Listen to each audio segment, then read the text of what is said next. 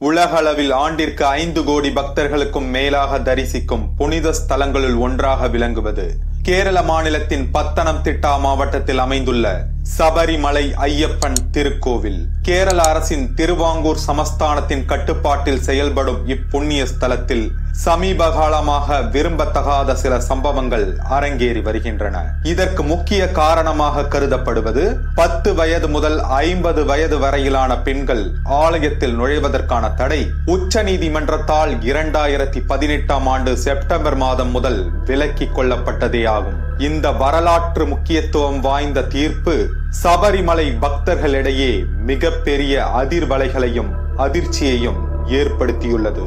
குறிப்பிட்ட வயது பெண்கள் சபரிமலை ஐயப்பன் சன்னிதானத்திற்கு ஏன் வருகை புரியக்கூடாது, ஏன் சுவாமி தரிசனம் செய்யக்கூடாது போன்ற கேள்விகள் மக்களிடையே நெடுங்காலமாக உலாவி வருகிறது.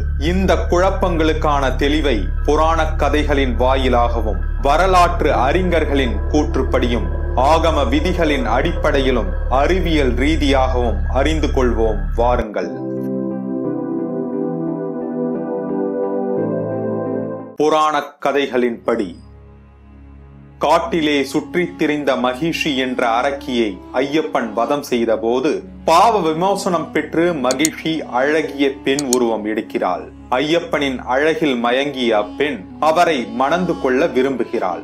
ஆனால் ஐயப்பனோ துறவரம் பூண்டு பிரம்மச்சரிய வாழ்வில் விருப்பம் கொண்டவராக இருக்கிறார். கன்னி பக்தர்கள் என்று தன்னை காண வருவதை நிறுத்துகிறார்களோ அன்றைய தினம் அப்பெண்ணை மணந்து கொள்வதாக உறுதியளிக்கிறார். இதனை நம்பி இன்றளவும் அப்பெண் ஐயப்பனின் வருகைக்காக காத்திருப்பதாக ஒரு கதை சொல்லப்படுகிறது. எனவே இருவரின் நம்பிக்கையையும் சீர்குலைக்காமல் இருக்கவே குறிப்பிட்ட பருவ வயது பெண்கள் ஆலயத்தில் இன்றளவும் அனுமதிக்கப்படுவதில்லை என புராண கதையின் வாயிலாக நாம் தெரிந்து கொள்கிறோம். ஆகம விதிகளின்படி இந்து சமயத்தின் மத கோட்பாடு, கோவில் அமைப்பு, கோவில் வழிபாட்டு முறைகள், மந்திரங்கள் போன்றவற்றை விளக்குவதே ஆகம விதிகள். சபரிமலை திருக்கோவிலுக்கான ஆகம விதிகள் இறைவனாலேயே தங்கத் தகடுகளில் எழுதப்பட்டுள்ளது. அந்த ஆகம விதிகளுள் ஒன்றாக குறிப்பிட்ட வயது பெண்கள் கோவிலுக்குள் அனுமதிக்கப்படுவதில்லை என ஆலய நிர்வாகம் தெரிவிக்கிறது. வரலாற்று அறிஞர்களின் கூற்றுப்படி தற்கால வரலாற்று அறிஞர்களில் சிலர் ஐயப்பன் சமகாலத்தில் வாழ்ந்து வந்த சித்தர் எனவும் பெரும் செல்வந்தரான இவர் ஏழைகளுக்கு செல்வங்களை வாரி கொடுத்த வள்ளல் என்பதாலேயே தர்மசாஸ்தா என அழைக்கப்படுவதாகவும் கூறுகின்றனர். இவரும் பிரம்மச்சரிய வாழ்வை நாடியதாலேயே குறிப்பிட்ட பருவ வயது பெண்கள் சபரிமலையில் இன்றளவும் அனுமதிக்கப்படுவதில்லை என்று வரலாற்று அறிஞர்களின் பார்வையிலும் கூறப்படுகிறது. அறிவியலின் அடிப்படையில் சபரிமலை ஐயப்பனின் திருவருளை முழுமையாக பெற வேண்டுமெனில் ஒரு மண்டலம் கடும் விரதம் இருந்து காடுகளையும் மலைகளையும் கடந்து புனித பயணம் மேற்கொள்ள வேண்டும். இன்று சபரிமலைக்கு பயணம் மேற்கொள்ள பல வசதிகள் ஏற்படுத்தப்பட்டுள்ளன. ஆனால் பல நூற்றாண்டுகளாக புலிகளின் வாழிடமான அடர்ந்த காட்டு பகுதியின் வழியாகவே பக்தர்கள் நடைவழி பயணம் மேற்கொண்டு வருகின்றனர். இவ்வாறு அடர்ந்த காடுகளின் வழியே பயணம் செய்யும் போது குறிப்பிட்ட வயது பருவ பெண்கள் அனுமதிக்கப்படாததற்கு காரணமாக கூறப்படுவது பெண்களுக்கு மாதவிடாய் காலங்களில் ஏற்படும் உதிரப்போக்கு ஆகும். பொதுவாக வேட்டையாடும் விலங்குகள் உதிர வாடையை எளிதில் மோப்பம் பிடித்து பெண்களை தாக்கக்கூடிய ஆபத்தும் இருக்கிறது என்பதேயாகும். மேலும் மாதவிடாய் காலங்களில் பெண்கள் உடல் அளவிலும் மனதளவிலும் சோர்ந்து போயிருப்பார்கள்.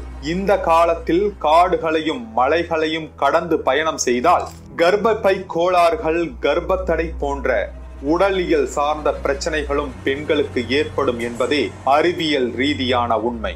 சபரிமலையில் இன்றளவும் பெண்கள் சுவாமியை தரிசனம் செய்ய எந்தவித தடையும் இல்லை. ஆனால் குறிப்பிட்ட வயது பெண்கள் மட்டுமே புராண கதைகளின் அடிப்படையிலும் ஆகம விதிகளின் அடிப்படையிலும் அறிவியல் பூர்வமாகவும் மத நம்பிக்கையின் அடிப்படையிலும் ஆலயத்திற்குள் அனுமதிக்கப்படுவதில்லை. ஆண் பெண் சம உரிமைகளை நிலைநாட்டும் இடமாக ஆலயங்கள் இருக்கக்கூடாது என்பதே பெரும்பாலானவர்களின் கருத்தாக இருக்கிறது. ஏனெனில் இன்றளவும் கர்நாடகம் உள்பட சில மாநிலங்களில் அமைந்துள்ள ஆலயங்களில் பெண்களால் மட்டுமே தரிசனம் செய்ய இயலும். எனவே பாரம்பரியமாக பின்பற்றப்பட்டு வளர்க்கப்பட்டு வரும் மத நம்பிக்கைகளை அவை பிற்போக்குத்தனம் என வாதிட்டாலும் கூட அவமதிக்கும் செயல் தேவையற்ற குழப்பங்களையும் கலகங்களையும் சட்டம் ஒழுங்கு பிரச்சனையையும் ஏற்படுத்தும் என்பதே உண்மை. பெண்கள் ஏன் சபரிமலைக்கு வருகை தரக்கூடாது என்பதற்கான சிறு விளக்கத்தை தெளிவாக அறிந்திருப்பீர்கள் என நம்புகிறோம். இன்னும் இது போன்ற புரியாத புதிர்களையும் அறியாத தகவல்களையும் தெரிந்து கொள்ள ஃபேக்ட் டைஜஸ்ட் சேனலை சப்ஸ்கிரைப் செய்யுங்கள். நன்றி, வணக்கம்.